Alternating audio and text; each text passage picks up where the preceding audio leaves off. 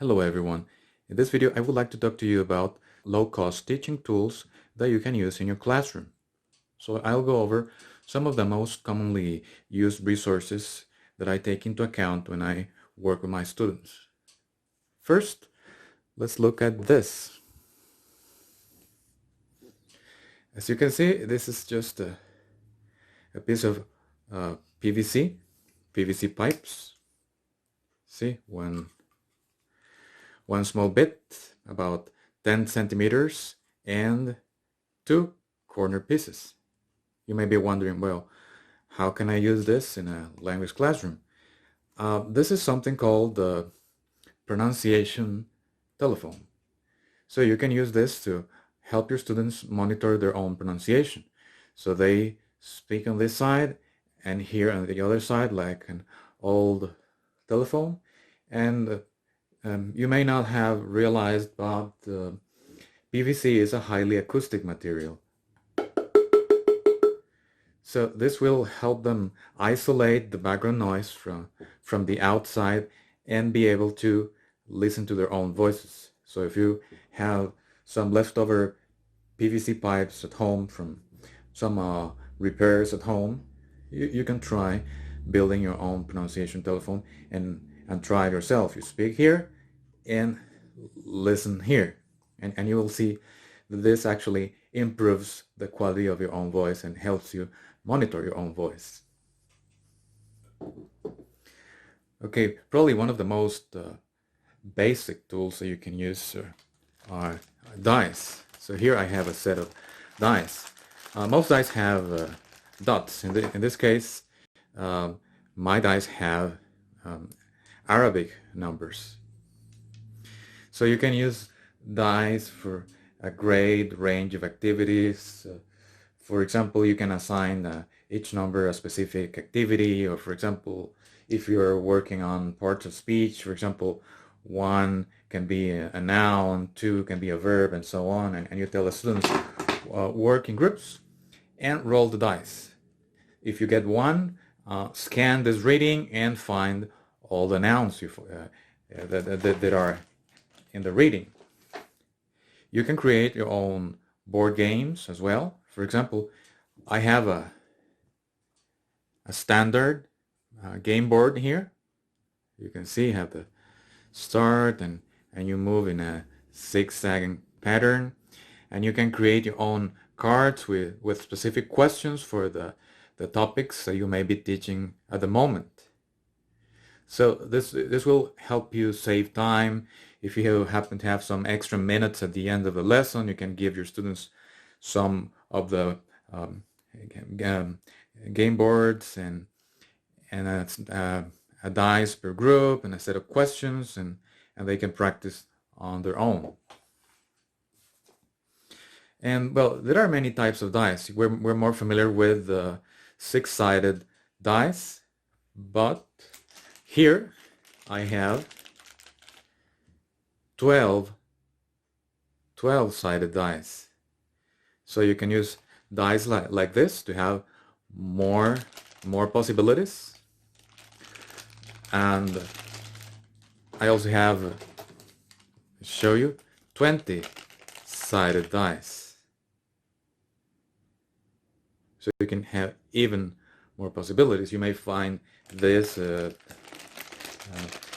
game stores, for example, people who play Dungeons and Dragons and things like that, they usually work with these kinds of dice. If you cannot have access to those, you may also build your own. For example, here's an old 20-sided dice that I have used in my own classes. This is just made from paper. I just found the mold for, this is called an icosahedron, just a 20-sided polyhedron, and you just have to write the numbers and glue it together, and you have your own multi-sided dice. I also found this. This is a set of Rory's story cubes. Let me open them for you to see. So for example, these are dice that only have pictograms. So you roll the dice. For example, in this kind of game, you take the dice, roll them, and you create a story based on the images you get. So you could use this kind of material for speaking activity in class or creative writing activity in class. If you cannot find dice like this, you can also build your own. You take a set of regular dice, look for pictograms, for example, flaticon.com, print them in a small size, and just stick the pictograms to each of the sides of the dice, and you will have your own pictographic dice for you to use in your own activities. And well, going back to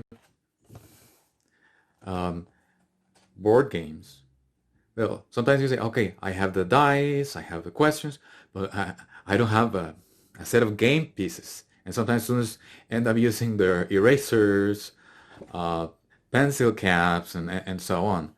But I found a simple solution. And see, well, I am reusing an old box of mints. And what do I have here? Let me open the box. Just a set of eyes. I've seen that students happen to like this. They find, okay, this is crazy, I like it. So they use the eyes as their game pieces, and they move. There are different colors, different sizes, and they're very inexpensive. So there's a simple way that you can use this as game pieces in a board game. Okay. Sometimes you want students to vote, to give an opinion, so you can create something like this. You have hands, so they know how to take turns. There are different colors depending on your intention. For example, do you like this? And you can use this as in a similar way as a traffic light. So red means no, green is fine, yellow is kind of in the middle. So these are things that you can do in class. See, some popsicle sticks and some construction paper and glue, and you have some nice resources. You can also use playing cards, not only to play poker, probably not the best thing you can do in class, but with a set of playing cards, you can assign different tasks to the shapes, the colors, the numbers. You could use the playing cards as a way for students to get in groups, and sometimes they don't know who to work with, so distribute the cards, so all hearts get together, all clovers get together, and so on. Or you could also assign specific tasks to each of the numbers, the colors, and the shapes. So it's up to you to decide how you want to use your playing cards. And a set of playing cards is very inexpensive. Actually, this is made from recycled paper, so it's very, very cheap. And well, let me show you something I have here. This is called sticky putty. Sometimes you struggle to post materials on the boards or on the walls, and sometimes the adhesive tape is not enough. So I found this, and it's just great. And it's something you can reuse as many times as you want. As you can see, there are some that I have used many, many times. They start looking dark because they collect ink from the board, but it's perfectly fine. So this is like, let's pretend this is like Play-Doh. So you just take a small piece of this and stick it to something. For example, let's pretend I have this in my box of playing cards, and then I stick this other thing, and you can reuse it as many times as you want, and it's going to be stronger than regular adhesive tape.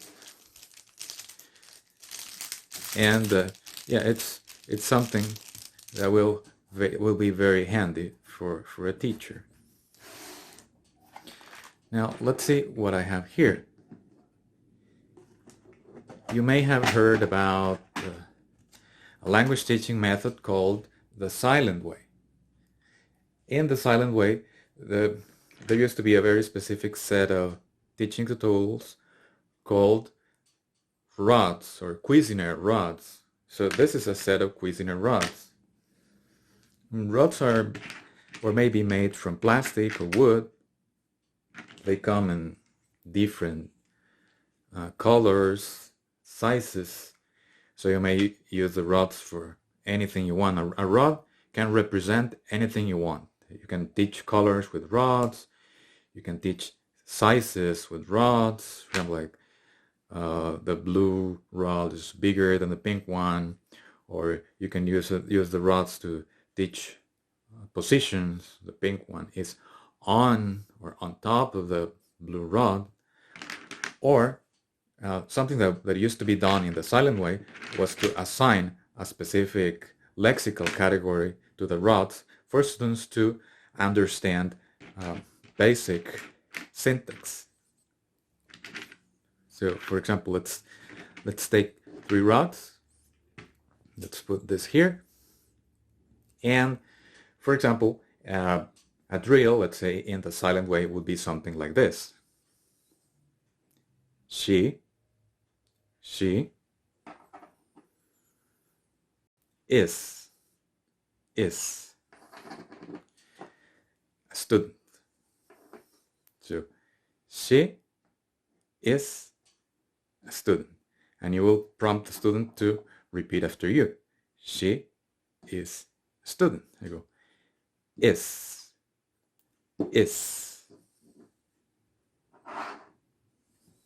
Then, is she a student? Is she a student? So you can get your students to see that there's a specific change they need to make in order for an affirmative statement to become a question. So, is she a student? She is a student. And you can basically do this with any grammatical structures. Let's put this aside. If you don't have rods or cannot find rods, well, you can find cheaper alternatives like popsicle sticks. For example, this I bought it in a stationery store. See that they come in different colors, so you could cut them in the sizes you need and basically do the same that you would do with a set of rods. Finally, I have a spinner. Why spinner? Well, you can make a spinner with a spinner. For example, I have a piece of cardboard. This is from an old pizza box. And for example, I'm going to use my sticky putty. Just let me glue or stick the spinner here so it doesn't move. Okay, I need 3 more pieces. I put one here and one here and here, and then I need to center it the best way I can. Of course, this is a very rough model. You can have numbers, questions here, and an arrow, and you can spin it. Yeah, I need to center it better, but that's the basic idea, that you can use a spinner as a spinner. And see, I have the sticky putty, and I can keep on reusing it. So I hope these examples inspire you to create your own low-cost teaching materials.